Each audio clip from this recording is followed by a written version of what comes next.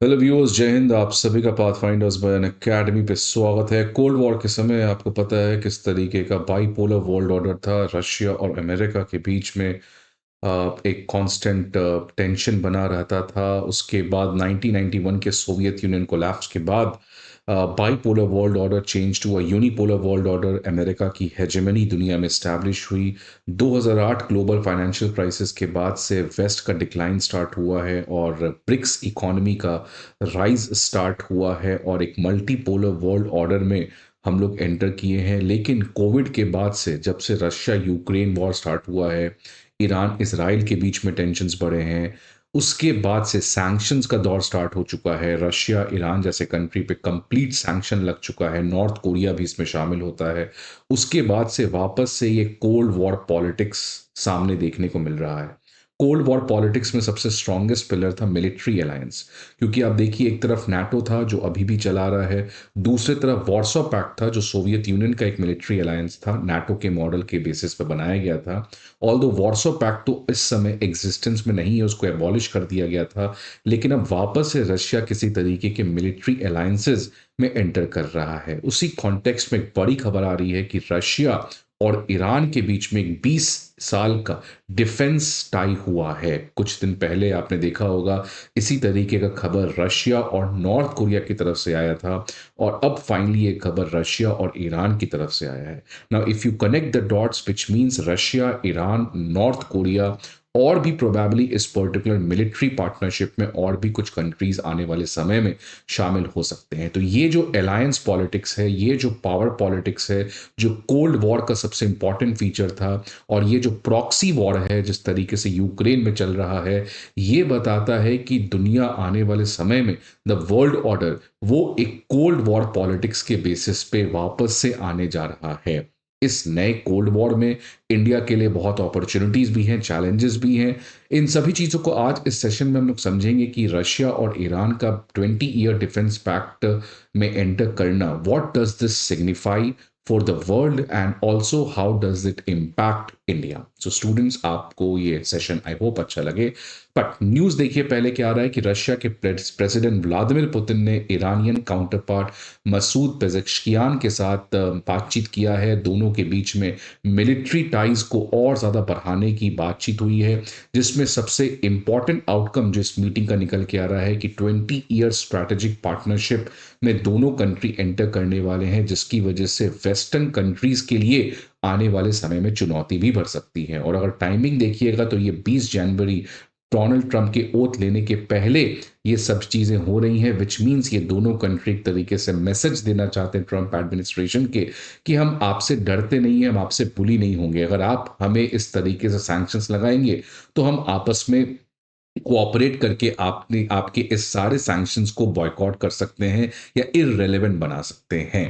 Right now, इस agreement में basically हुआ क्या है कि रशिया और ईरान ने कहा है कि security services, military drills, worship port activities and joint officer training के ऊपर हम लोग सभी लोग कोऑपरेट करेंगे। सबसे खास बात देखिए यहाँ पे क्या है इस एग्रीमेंट में, कि दोनों कंट्री ने एक दूसरे से इस एग्रीमेंट में वादा किया है कि कोई भी कंट्री अपने टेरिटरी को किसी भी तरीके से उस यूज में नहीं लगाएगी जिससे दूसरे कंट्री को खतरा है। विच मीन्स ना ही रशिया अपने टेरिटरी का इस तरीके से इस्तेमाल करेगी जिससे ईरान को कोई सिक्योरिटी थ्रेट आ सकता है, एंड सिमिलरली ईरान भी यही चीज, ऐसा कुछ भी नहीं करेगी। दोनों कंट्री किसी भी एग्रेसर की मदद नहीं करेगी अगर दोनों कंट्री किसी वॉर में इन्वॉल्व हैं, और साथ ही साथ दोनों मिलके मिलिट्री थ्रेट्स के अगेंस्ट काउंटर करेंगे। अब देखिए, ये बहुत बड़ा टर्म है यहाँ पे, to work together to counter military threats. मतलब कोई भी अगर मिलिट्री थ्रेट आता है तो ये दोनों कंट्री मिलके काम करेंगे। ऑल्दो इस दोनों कंट्री में कोई आर्टिकल 5 नाटो वाला टाइप नहीं है कि attack on one means attack on all, but एक तरीके से जिसका ये वर्डिंग है, उस वर्डिंग से ये क्लियर होता है कि ये दोनों कंट्री मिलके अपने मिलिट्री थ्रेट्स के अगेंस्ट एक साथ मिलकर काम करेंगे। अब देखिए, यही इस तरीके का एग्रीमेंट रशिया और नॉर्थ कोरिया के बीच में हुआ था, जहां पे दोनों कंट्री एक एग्रीमेंट के अंदर ये कहा है कि अगर किसी को भी किसी भी बाहरी कंट्री या किसी भी बाहरी नॉन स्टेट एक्टर के द्वारा एग्रेशन झेलना पड़ता है, तो ये दोनों कंप्लीटली एक दूसरे के मदद में खड़े होंगे। पुतिन ने इसी पर्टिकुलर एग्रीमेंट को एक ब्रेक थ्रू डॉक्यूमेंट भी कहा था।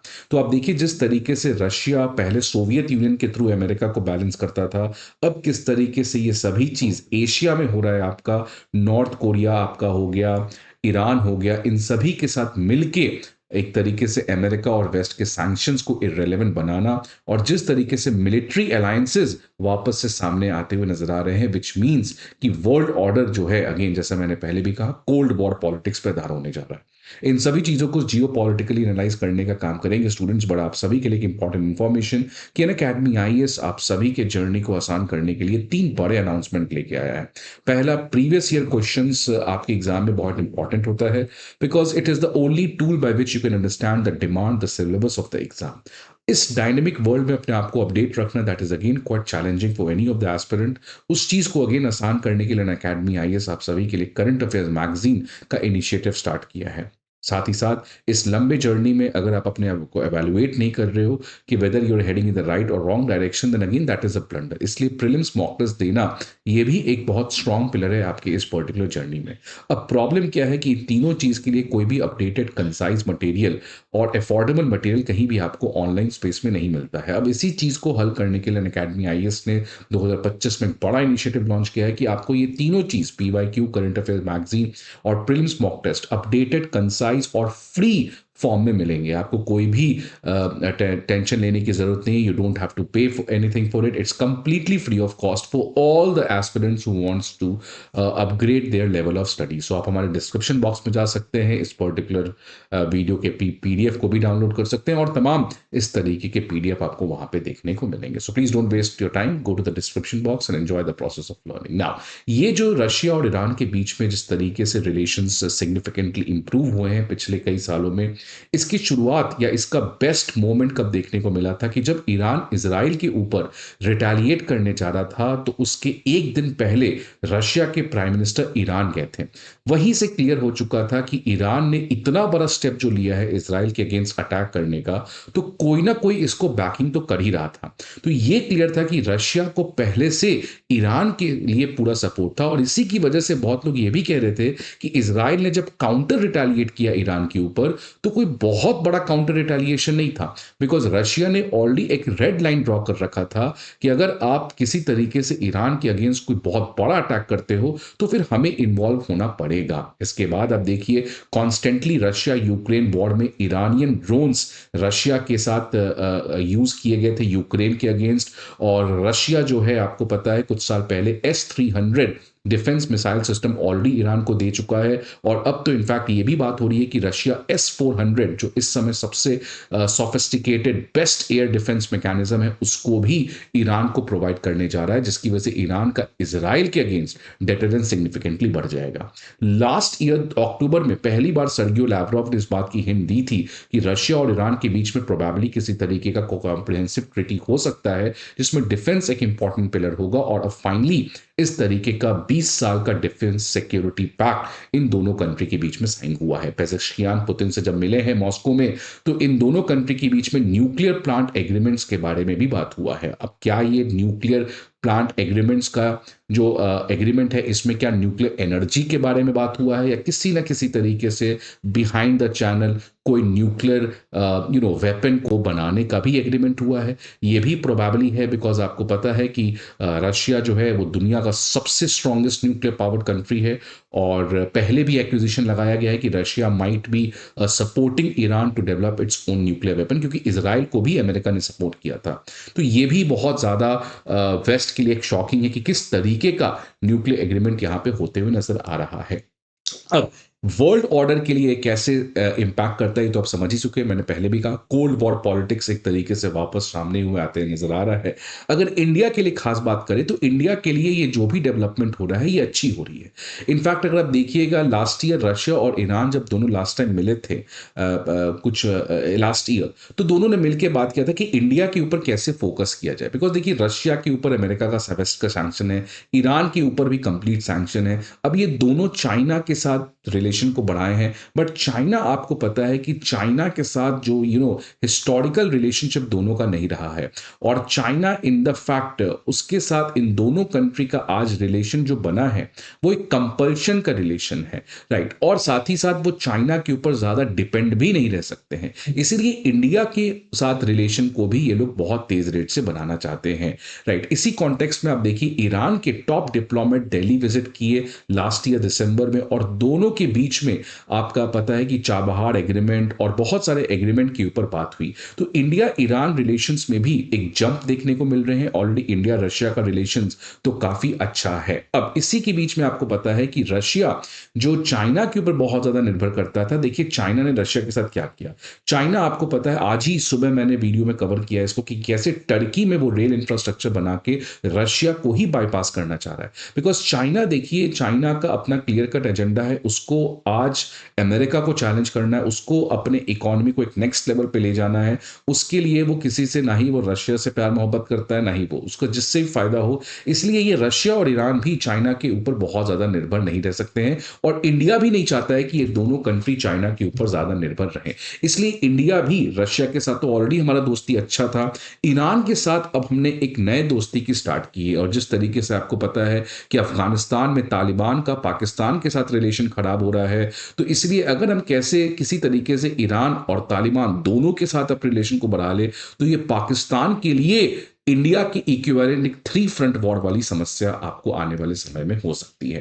अब आने वाले समय में इंडिया ईरान रशिया ये तीनों मिलके ये जो एक नया दोस्ती इमर्ज हो रहा है, ऑलरेडी ईरान रशिया के बीच में तो हो ही चुका है। इंडिया का ईरान के साथ थोड़ा प्रॉब्लम है, अगर इंडिया ईरान के साथ अपनी दोस्ती को करे वेस्टर्न सैंक्शंस को भूल के, तो इंडिया ईरान रशिया ये तीनों मिलके जो international north south transport corridor है इसको बना सकते हैं। और रशिया ने तो IMEC India middle east economic corridor को ज्वाइन करने की बात की है। किसी तरीके से अगर आईमेक और आईएनएसटीसी में दोनों में कोऑर्डिनेशन ला सके तो ये चाइना के बेल्ट एंड रोड इनिशिएटिव के अगेंस्ट काफी बड़ा चैलेंज है। तो एक तरीके से ये बात हमें जरूर याद रखना है कि अमेरिका के साथ हमारी दोस्ती बढ़ी है, नो डाउट, बट अमेरिका के साथ हमारा दोस्ती बढ़ने का सबसे बड़ा रीजन है इंडो पैसिफिक में क्वाड के थ्रू समुद्र में कैसे चाइना को बैलेंस करना। लेकिन जब तक इंडिया का कॉन्टिनेंटल चैलेंज रहेगा, लैंड चैलेंज रहेगा, उस केस में रशिया ईरान हमारे लिए बहुत इंपॉर्टेंट है। तो इसीलिए डोनाल्ड ट्रंप के आने के बाद यह भी एक्सपेक्टेड है कि रशिया का रिलेशन अमेरिका के साथ ठीक हो, यह भी इंडिया के लिए फायदा होगा, बिकॉज इंडिया का प्राइमरली फोकस चाइना है। और अगर रशिया ईरान इंडिया और इंडिया अमेरिका इन सभी के बीच में रिलेशंस अच्छे होते हैं, सो ये इंडिया का balance of power against China काफी ज्यादा अच्छा इंश्योर करेगा। सो ओवरऑल ये जो मिलिट्री अलायंस है और ये सब चीजें जो चल रही हैं, ये बताता है आज कितना कॉम्प्लेक्स वर्ल्ड ऑर्डर है।